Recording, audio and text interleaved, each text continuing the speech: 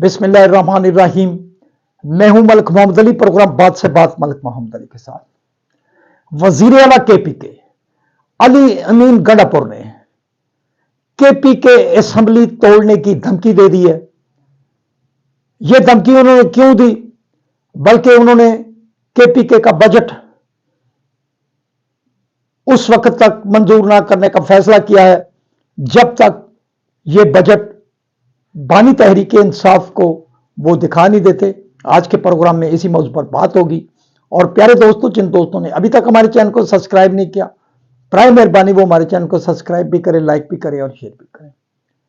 वजीर आला केपी के जो अपने बयानात की वजह से एक शोहरत रखते हैं, अब उन्होंने मजीद बयान दिया है कि वो केपी के का बजट उस वक्त तक मंजूर नहीं करेंगे जब तक वो ये बजट बानी तहरीक इंसाफ को दिखाकर पास नहीं करवा लेते।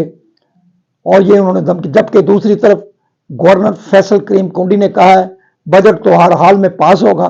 बहरहाल वहां गवर्नर और वजीर आला के दरमियान तनाव बढ़ गया है इस हवाले से। लेकिन इसी तनाव में अब वजीर आला केपी के ने धमकी दिया है कि वो केपी के असेंबली तोड़ सकते हैं।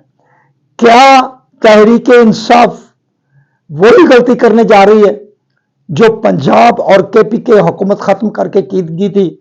बहरहाल ये तहरीक इंसाफ की अपनी अंदरूनी कहानियां हैं कि वो क्या फैसला करते हैं, क्या नहीं करते। बहरहाल